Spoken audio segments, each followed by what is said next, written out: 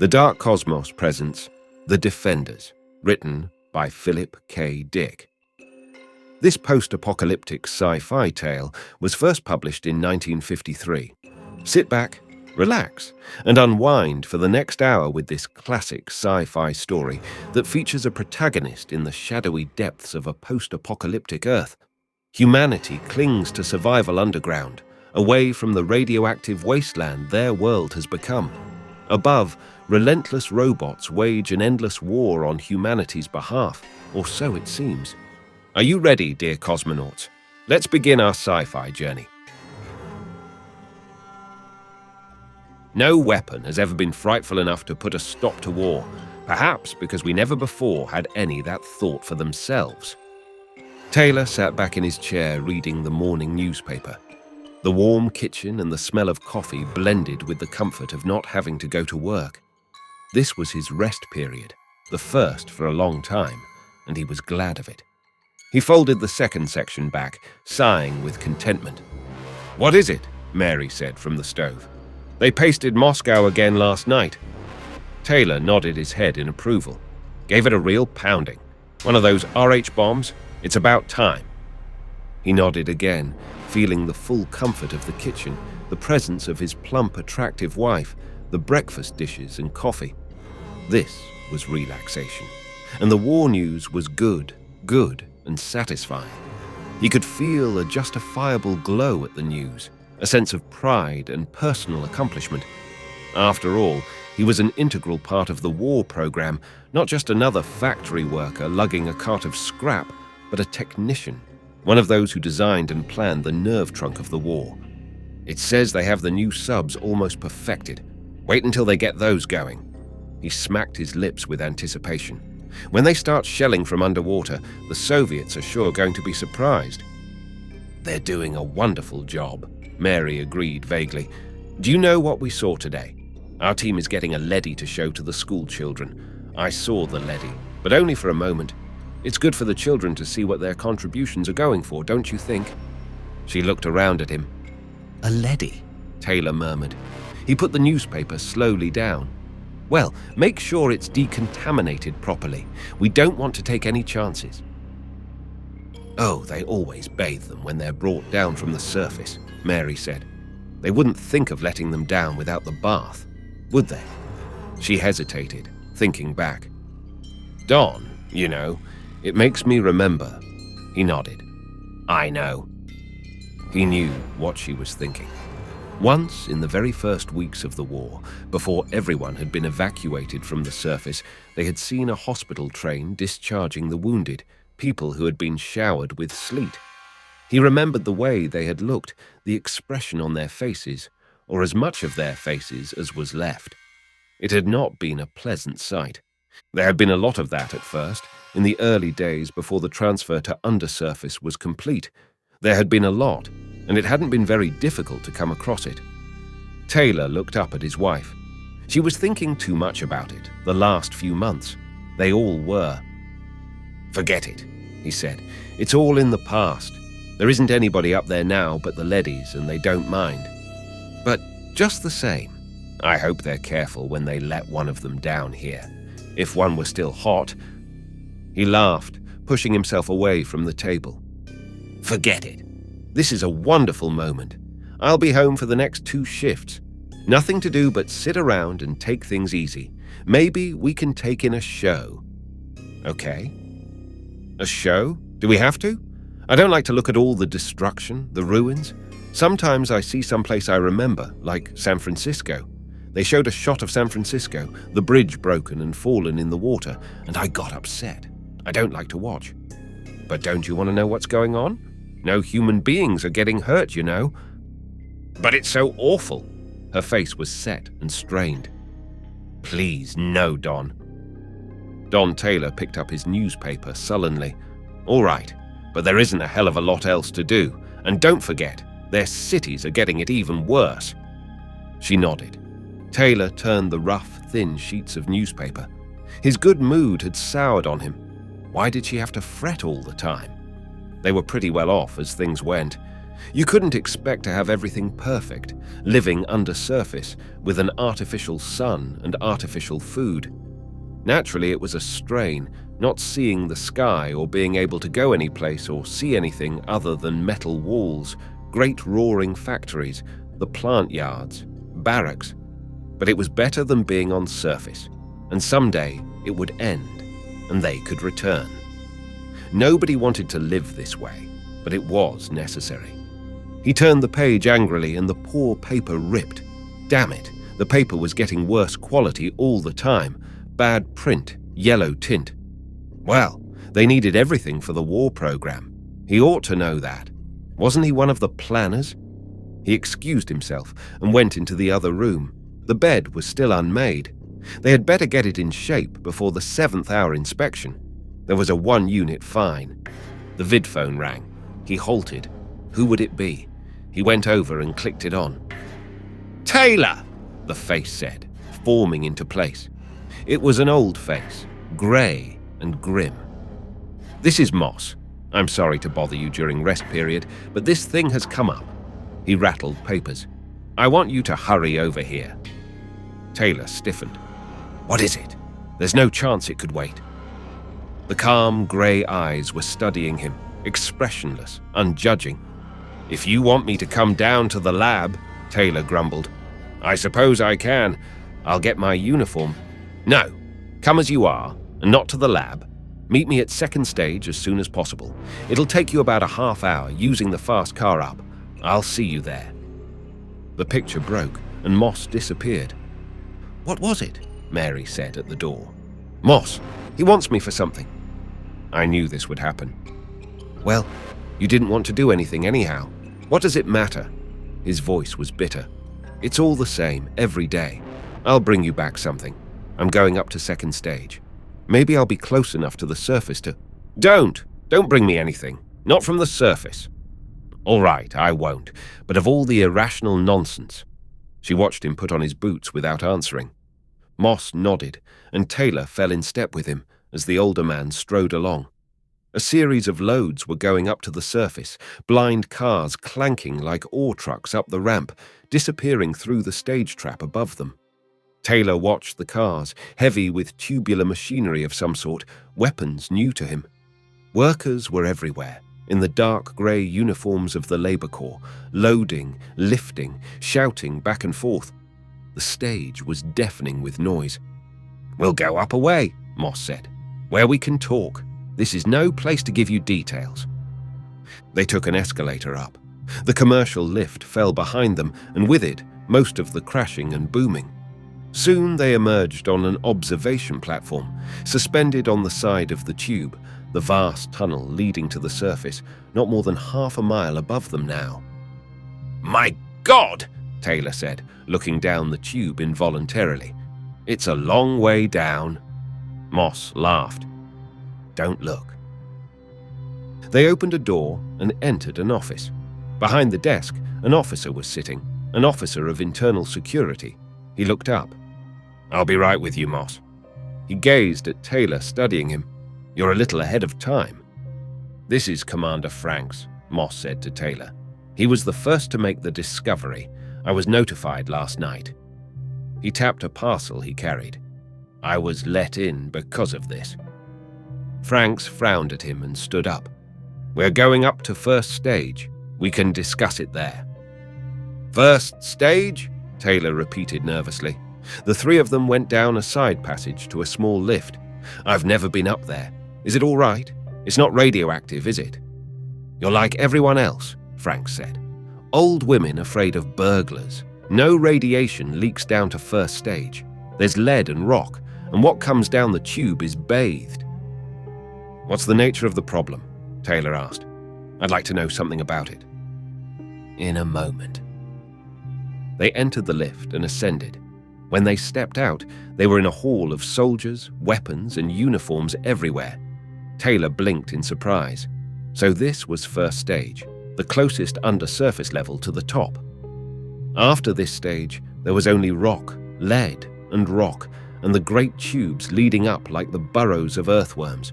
Lead and rock, and above that, where the tubes opened, The great expanse that no living being had seen for 8 years, the vast, endless ruin that had once been man's home, the place where he had lived 8 years ago. Now the surface was a lethal desert of slag and rolling clouds. Endless clouds drifted back and forth, blotting out the red sun. Occasionally, something metallic stirred, moving through the remains of a city, threading its way across the tortured terrain of the countryside.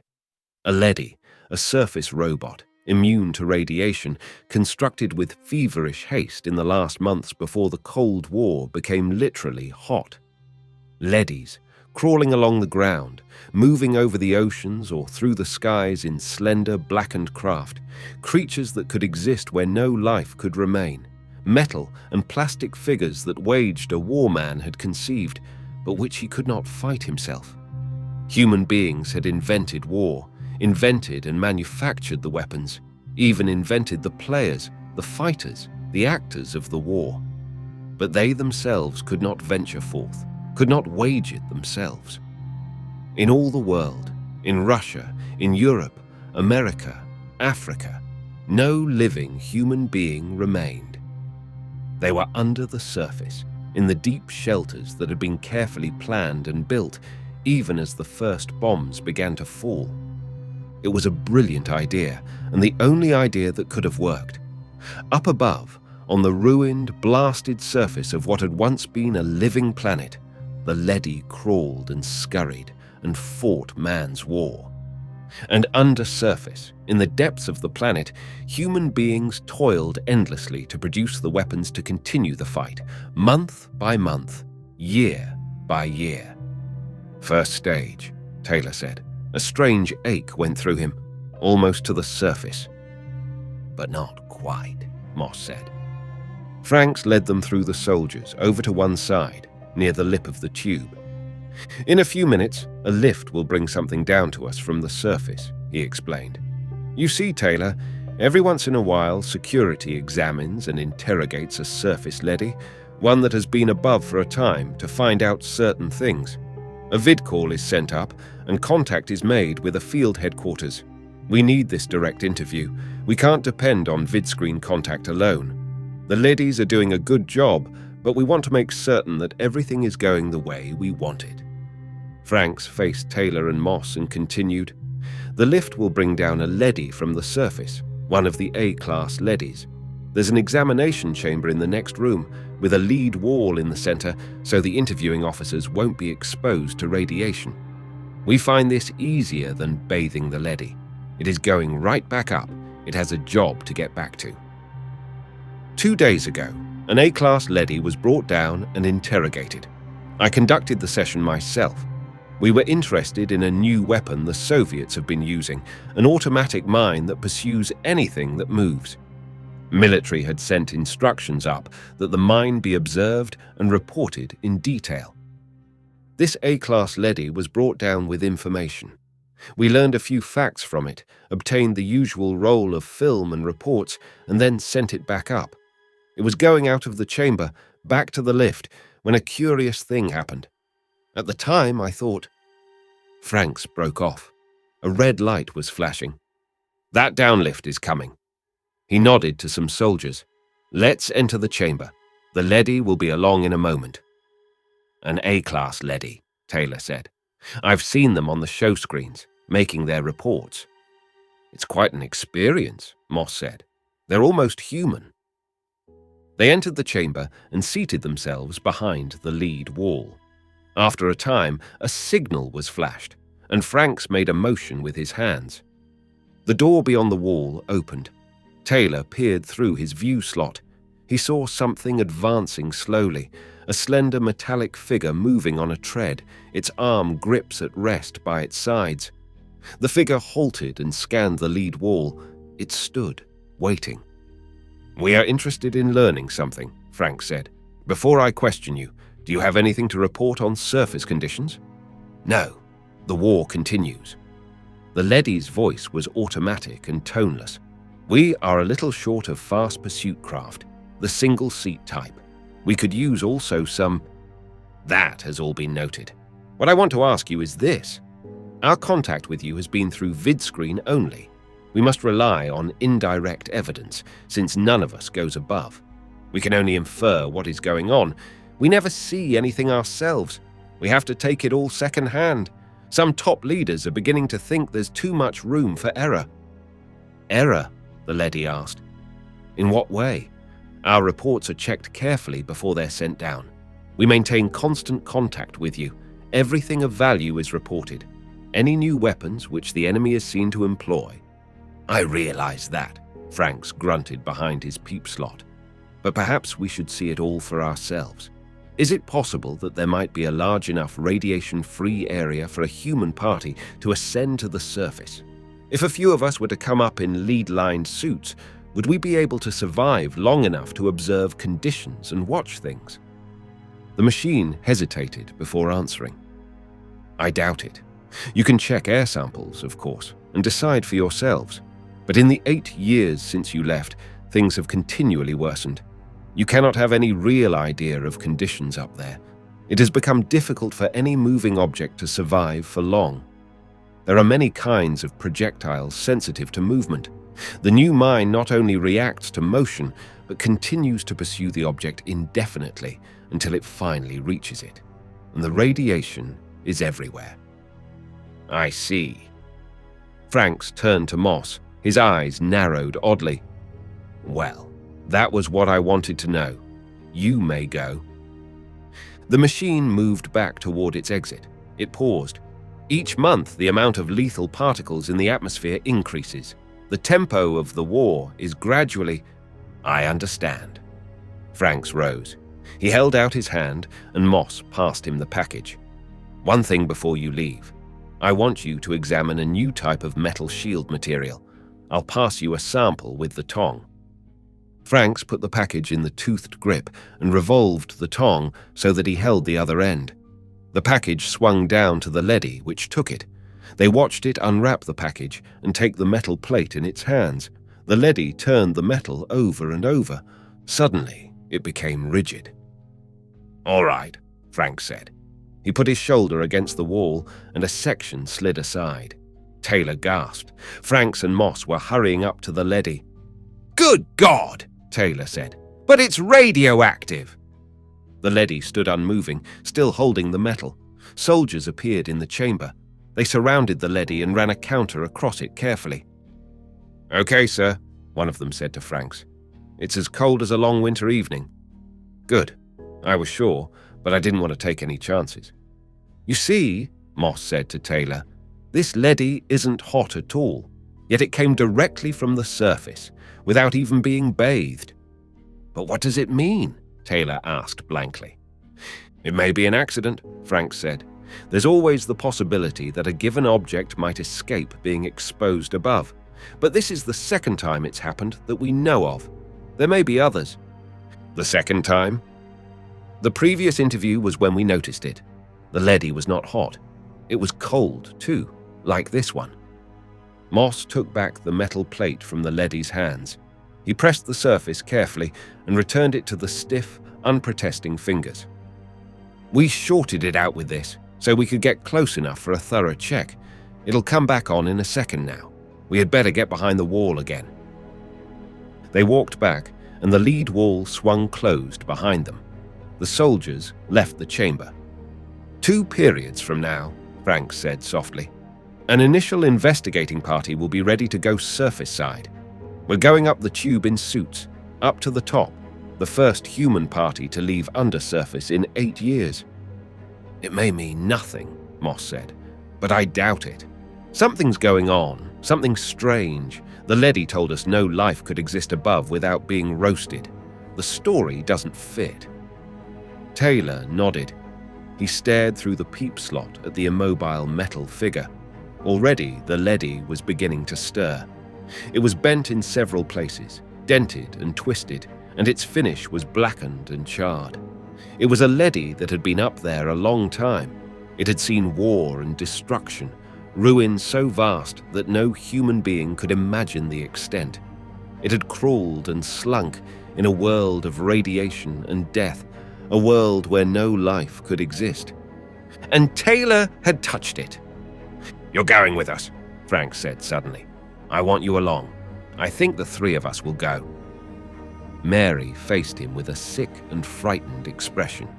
"I know it. You're going to the surface, aren't you?" She followed him into the kitchen. Taylor sat down, looking away from her. "It's a classified project," he evaded. "I can't tell you anything about it."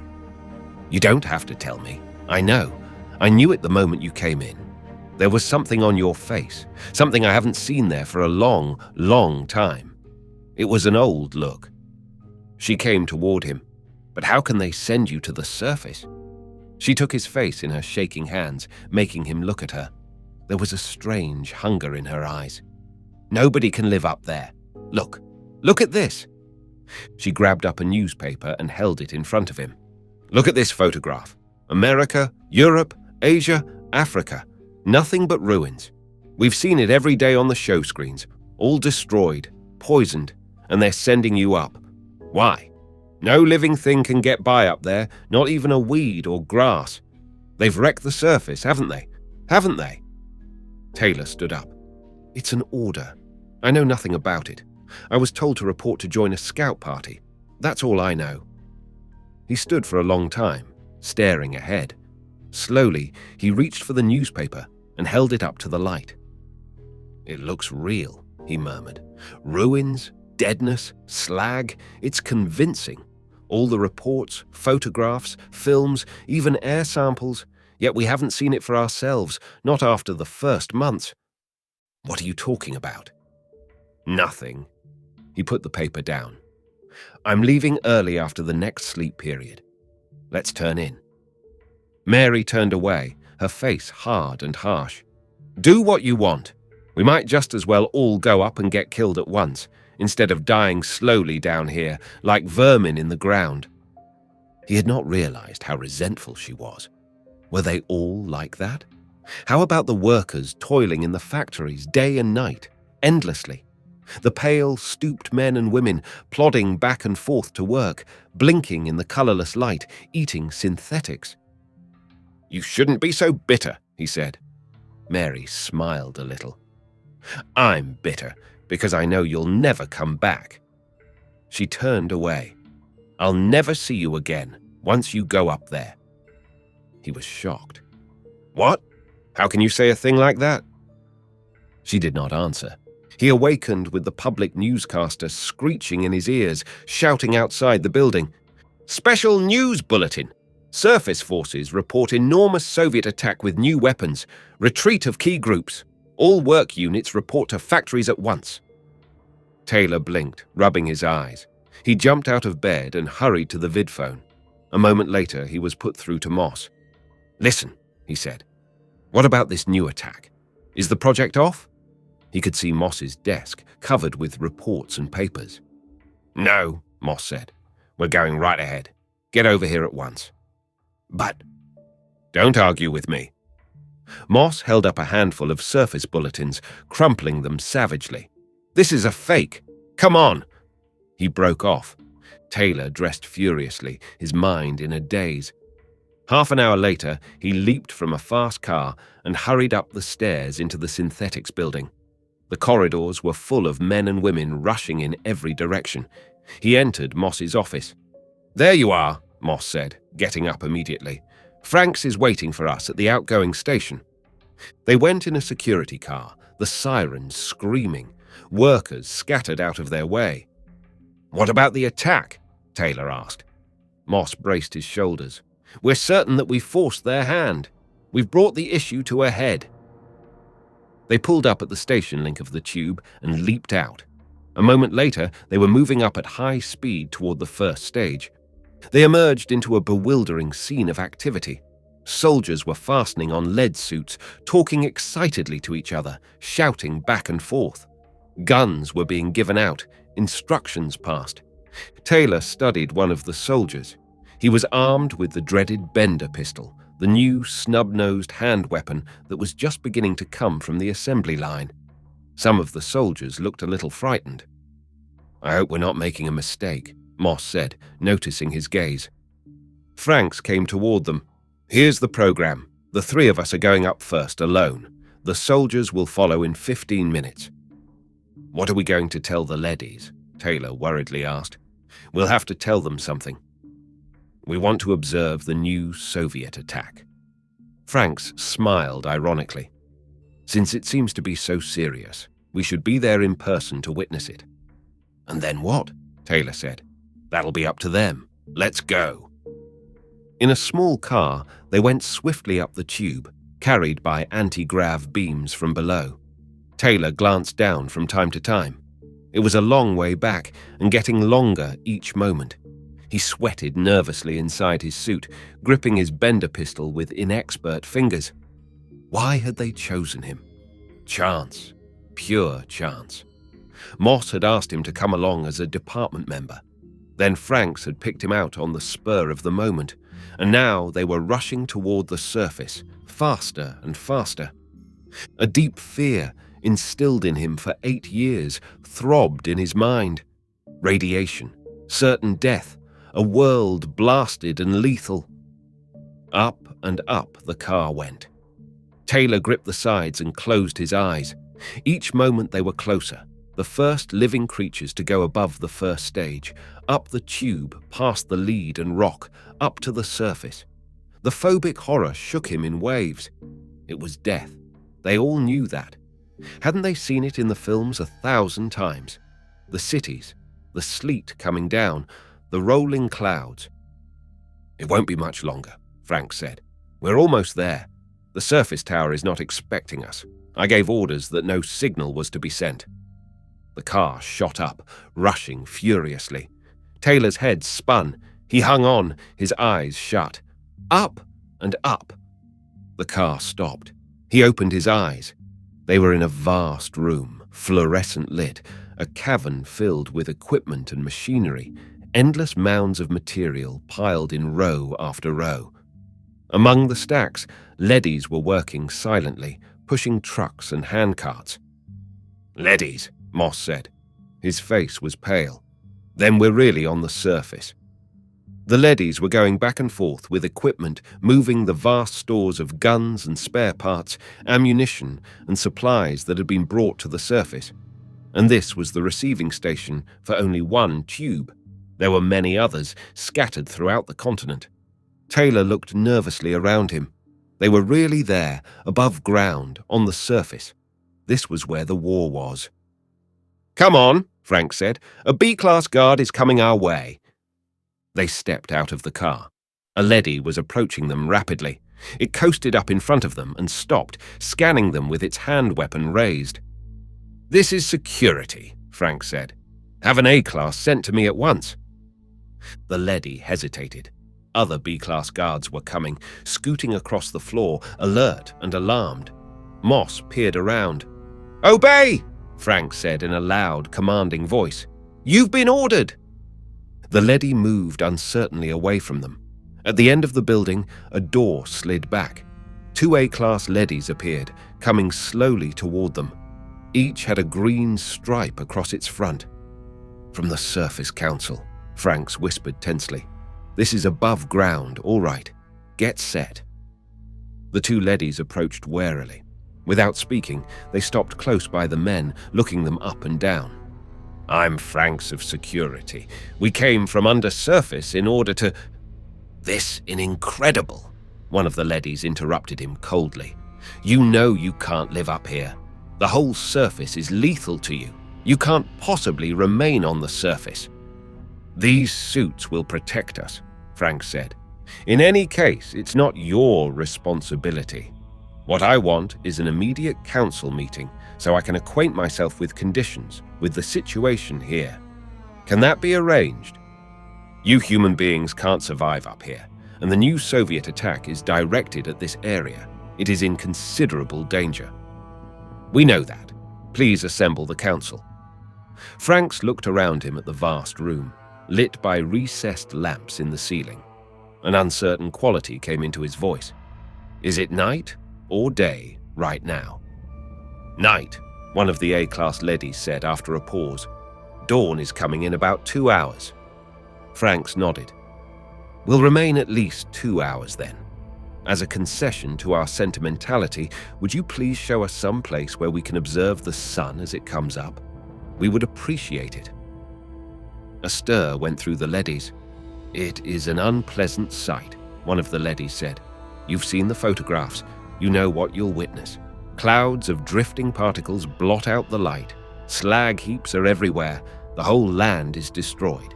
For you, it will be a staggering sight, much worse than pictures and film can convey. However it may be, we'll stay long enough to see it. Will you give the order to the council? Come this way." Reluctantly, the two leadies coasted toward the wall of the warehouse. The three men trudged after them, their heavy shoes ringing against the concrete. At the wall, the two leadies paused. "This is the entrance to the council chamber. There are windows in the chamber room, but it is still dark outside, of course. You'll see nothing right now, but in 2 hours." "Open the door," Frank said. The door slid back. They went slowly inside. The room was small, a neat room with a round table in the center, chairs ringing it. The three of them sat down silently, and the two leadies followed after them, taking their places. "The other council members are on their way. They have already been notified and are coming as quickly as they can. Again, I urge you to go back down." The leady surveyed the three human beings. "There is no way you can meet the conditions up here. Even we survive with some trouble, ourselves. How can you expect to do it?" The leader approached Franks. "This astonishes and perplexes us," it said. "Of course we must do what you tell us, but allow me to point out that if you remain here—" "We know," Frank said impatiently. "However, we intend to remain, at least until sunrise." "If you insist." There was silence. The leadies seemed to be conferring with each other, although the three men heard no sound. "For your own good," the leader said at last, "you must go back down. We have discussed this, and it seems to us that you are doing the wrong thing for your own good." "We are human beings," Frank said sharply. "Don't you understand? We're men, not machines." "That is precisely why you must go back. This room is radioactive. All surface areas are. We calculate that your suits will not protect you for over 50 more minutes. Therefore—" The leadies moved abruptly toward the men, wheeling in a circle, forming a solid row. The men stood up, Taylor reaching awkwardly for his weapon, his fingers numb and stupid. The men stood facing the silent metal figures. "We must insist," the leader said, its voice without emotion. "We must take you back to the tube and send you down on the next car. I'm sorry, but it is necessary." "What'll we do?" Moss said nervously to Franks. He touched his gun. "Shall we blast them?" Franks shook his head. "All right," he said to the leader. "We'll go back." He moved toward the door, motioning Taylor and Moss to follow him. They looked at him in surprise, but they came with him. The leadies followed them out into the great warehouse. Slowly, they moved toward the tube entrance, none of them speaking. At the lip, Franks turned. "We are going back because we have no choice. There are 3 of us and about a dozen of you. However, if—" "Here comes the car," Taylor said. There was a grating sound from the tube. D-class leadies moved toward the edge to receive it. "I am sorry," the leader said, "but it is for your protection. We are watching over you, literally. You must stay below and let us conduct the war. In a sense, it has come to be our war. We must fight it as we see fit." The car rose to the surface. 12 soldiers, armed with bender pistols, stepped from it and surrounded the 3 men. Moss breathed a sigh of relief. "Well, this does change things. It came off just right." The leader moved back, away from the soldiers. It studied them intently, glancing from one to the next, apparently trying to make up its mind. At last, it made a sign to the other leadies. They coasted aside, and a corridor was opened up toward the warehouse. "Even now," the leader said, "we could send you back by force, but it is evident that this is not really an observation party at all. These soldiers show that you have much more in mind. This was all carefully prepared." "Very carefully," Frank said. They closed in. "How much more? We can only guess. I must admit that we were taken unprepared. We failed utterly to meet the situation. Now force would be absurd because neither side can afford to injure the other. We, because of the restrictions placed on us regarding human life. You, because the war demands. The soldiers fired quick and in fright. Moss dropped to one knee, firing up. The leader dissolved in a cloud of particles. On all sides, D and B-class leadies were rushing up, some with weapons, some with metal slats. The room was in confusion. Off in the distance, a siren was screaming. Franks and Taylor were cut off from the others, separated from the soldiers by a wall of metal bodies. "They can't fire back," Franks said calmly. "This is another bluff. They've tried to bluff us all the way." He fired into the face of a leady. The leady dissolved. "They can only try to frighten us. Remember that." They went on firing, and leady after leady vanished. The room reeked with the smell of burning metal, the stink of fused plastic and steel. Taylor had been knocked down. He was struggling to find his gun, reaching wildly among metal legs, groping frantically to find it. His fingers strained, a handle swam in front of him. Suddenly, something came down on his arm, a metal foot. He cried out. Then it was over. The leadies were moving away, gathering together off to one side. Only 4 of the Surface Council remained. The others were radioactive particles in the air. D-class leadies were already restoring order, gathering up partly destroyed metal figures and bits and removing them. Franks breathed a shuddering sigh. "All right," he said.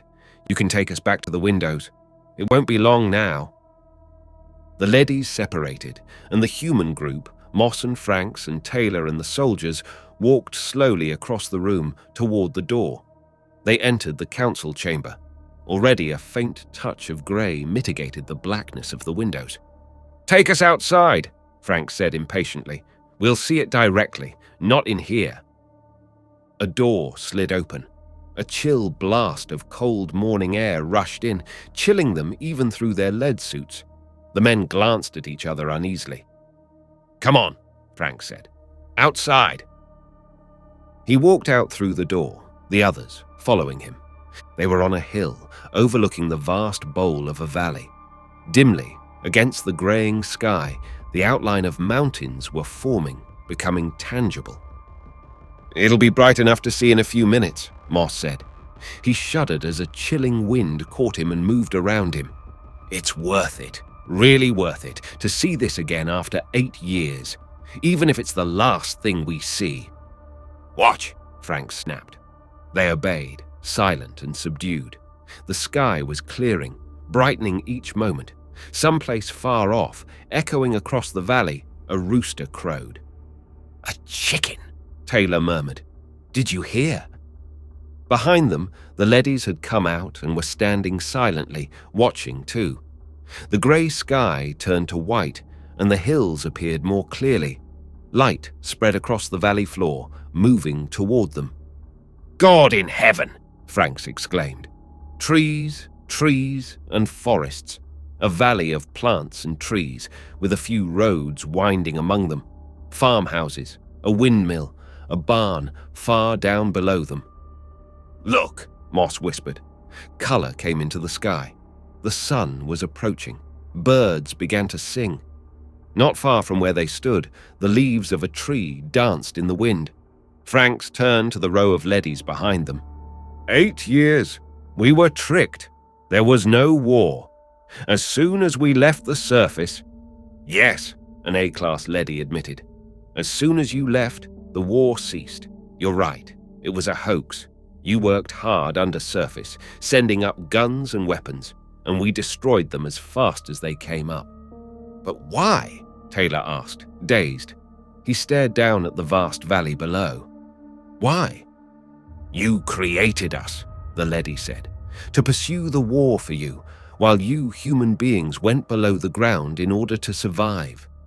But before we could continue the war, it was necessary to analyze it to determine what its purpose was. We did this, and we found that it had no purpose, except perhaps in terms of human needs. Even this was questionable. We investigated further. We found that human cultures pass through phases, each culture in its own time. As the culture ages and begins to lose its objectives, conflict arises within it between those who wish to cast it off and set up a new culture pattern, and those who wish to retain the old with as little change as possible. At this point, a great danger appears. The conflict within threatens to engulf the society in self-war, group against group. The vital traditions may be lost, not merely altered or reformed, but completely destroyed in this period of chaos and anarchy. We have found many such examples in the history of mankind. It is necessary for this hatred within the culture to be directed outward, toward an external group, so that the culture itself may survive its crisis. War is the result. War, to a logical mind, is absurd, but in terms of human needs, it plays a vital role, and it will continue to until man has grown up enough so that no hatred lies within him. Taylor was listening intently. Do you think this time will come? Of course. It has almost arrived now. This is the last war. Man is almost united into one final culture, a world culture. At this point, he stands continent against continent, one half of the world against the other half. Only a single step remains, the jump to a unified culture. Man has climbed slowly upward, tending always toward unification of his culture. It will not be long, but it has not come yet. And so the war had to go on to satisfy the last violent surge of hatred that man felt. 8 years have passed since the war began. In these 8 years, we have observed and noted important changes going on in the minds of men. Fatigue and disinterest, we have seen, are gradually taking the place of hatred and fear. The hatred is being exhausted gradually over a period of time, but for the present, the hoax must go on, at least for a while longer. You are not ready to learn the truth. You would want to continue the war. But how did you manage it? Moss asked. All the photographs, the samples, the damaged equipment? Come over here. The leady directed them toward a long, low building. Work goes on constantly, whole staffs laboring to maintain a coherent and convincing picture of a global war. They entered the building. Leadies were working everywhere, poring over tables and desks. Examine this project here, the A-class leady said. 2 leadies were carefully photographing something, an elaborate model on a tabletop. It is a good example. The men grouped around, trying to see. It was a model of a ruined city. Taylor studied it in silence for a long time. At last, he looked up. It's San Francisco, he said in a low voice. This is a model of San Francisco, destroyed. I saw this on the vid screen, piped down to us. The bridges were hit. Yes, notice the bridges. The leady traced the ruined span with his metal finger, a tiny spider web, almost invisible. You have no doubt seen photographs of this many times and of the other tables in this building. San Francisco itself is completely intact. We restored it soon after you left, rebuilding the parts that had been damaged at the start of the war. The work of manufacturing news goes on all the time in this particular building. We are very careful to see that each part fits in with all the other parts. Much time and effort are devoted to it. Franks touched one of the tiny model buildings, lying half in ruins. So this is what you spend your time doing, making model cities and then blasting them. No, we do much more. We are caretakers, watching over the whole world. The owners have left for a time, and we must see that the cities are kept clean, that decay is prevented, that everything is kept oiled and in running condition. The gardens, the streets, the water mains, everything must be maintained as it was 8 years ago, so that when the owners return, they will not be displeased. We want to be sure that they will be completely satisfied. Franks tapped Moss on the arm. Come over here, he said in a low voice. I want to talk to you. He led Moss and Taylor out of the building, away from the leadies, outside on the hillside. The soldiers followed them. The sun was up and the sky was turning blue. The air smelled sweet and good. the smell of growing things. Taylor removed his helmet and took a deep breath. "I haven't smelled that smell for a long time," he said. "Listen," Frank said, his voice low and hard. "We must get back down at once. There's a lot to get started on. All this can be turned to our advantage." "What do you mean?" Moss asked. "It's a certainty that the Soviets have been tricked too, the same as us. But we have found out. That gives us an edge over them." "I see." Moss nodded. "We know, but they don't. Their Surface Council has sold out, the same as ours. It works against them the same way. But if we could, with 100 top-level men, we could take over again, restore things as they should be. It would be easy." Moss touched him on the arm. An A-class leady was coming from the building toward them. "We've seen enough," Frank said, raising his voice. "All this is very serious. It must be reported below and a study made to determine our policy." The leady said nothing. Franks waved to the soldiers. "Let's go." He started toward the warehouse. Most of the soldiers had removed their helmets. Some of them had taken their lead suits off too and were relaxing comfortably in their cotton uniforms. They stared around them, down the hillside at the trees and bushes, the vast expanse of green, the mountains and the sky. "Look at the sun," one of them murmured. "It sure is bright as hell," another said. "We're going back down," Frank said. "Fall in by twos and follow us." Reluctantly, the soldiers regrouped. The leadies watched without emotion as the men marched slowly back toward the warehouse. Franks and Moss and Taylor led them across the ground, glancing alertly at the leadies as they walked. They entered the warehouse. D-class leadies were loading material and weapons on surface carts. Cranes and derricks were working busily everywhere. The work was done with efficiency, but without hurry or excitement. The men stopped, watching. Leadies operating the little carts moved past them, signaling silently to each other. Guns and parts were being hoisted by magnetic cranes and lowered gently onto waiting carts. "Come on," Frank said. He turned toward the lip of the tube. A row of D-class leadies were standing in front of it, immobile and silent. Frank stopped, moving back. He looked around. An A-class leady was coming toward him. "Tell them to get out of the way," Frank said. He touched his gun. "You had better move them." Time passed, an endless moment, without measure. The men stood, nervous and alert, watching the row of leadies in front of them. "As you wish," the A-class leady said. It signaled, and the D-class leadies moved into life. They stepped slowly aside. Moss breathed a sigh of relief. "I'm glad that's over," he said to Franks. "Look at them all. Why don't they try to stop us? They must know what we're going to do." Franks laughed. "Stop us? You saw what happened when they tried to stop us before. They can't. They're only machines. We built them so they can't lay hands on us, and they know that." His voice trailed off. The men stared at the tube entrance. Around them the leadies watched, silent and impassive, their metal faces expressionless. For a long time the men stood without moving. At last, Taylor turned away. "Good God," he said. He was numb, without feeling of any kind. The tube was gone. It was sealed shut, fused over. Only a dull surface of cooling metal greeted them.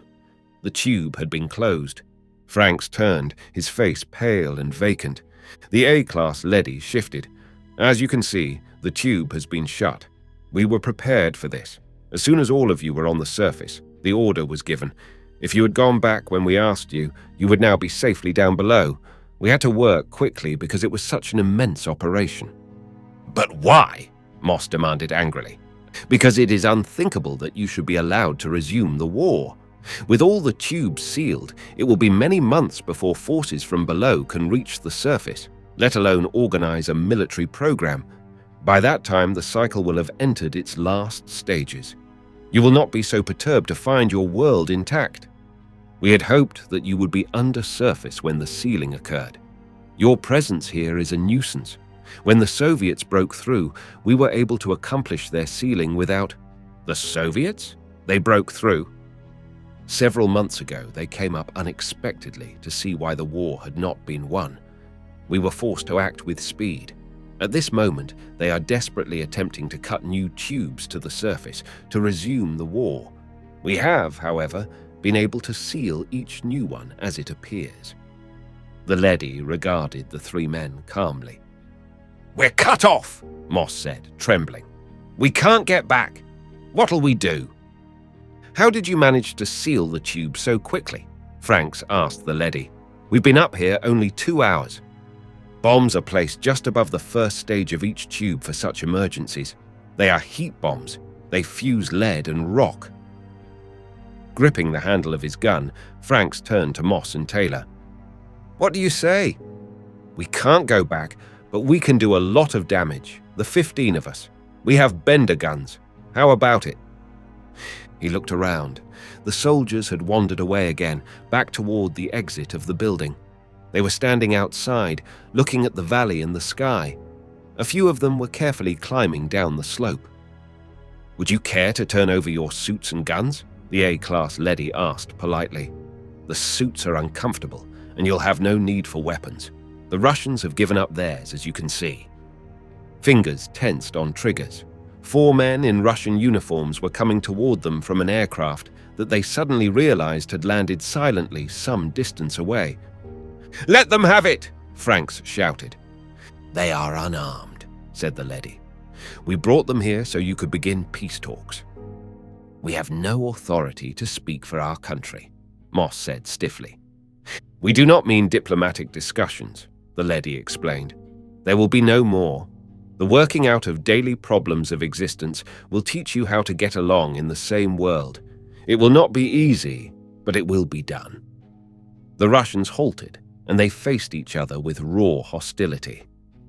"I am Colonel Borodoy, and I regret giving up our guns," the senior Russian said. "You could have been the first Americans to be killed in almost 8 years. Or the first Americans to kill," Franks corrected. "No one would know of it except yourselves," the leady pointed out. "It would be useless heroism. Your real concern should be surviving on the surface. We have no food for you, you know." Taylor put his gun in its holster.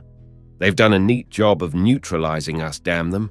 I propose we move into a city, start raising crops with the help of some leadies, and generally make ourselves comfortable." Drawing his lips tight over his teeth, he glared at the A-class leady. "Until our families can come up from undersurface, it's going to be pretty lonesome, but we'll have to manage." "If I may make a suggestion," said another Russian uneasily. "We tried living in a city. It is too empty.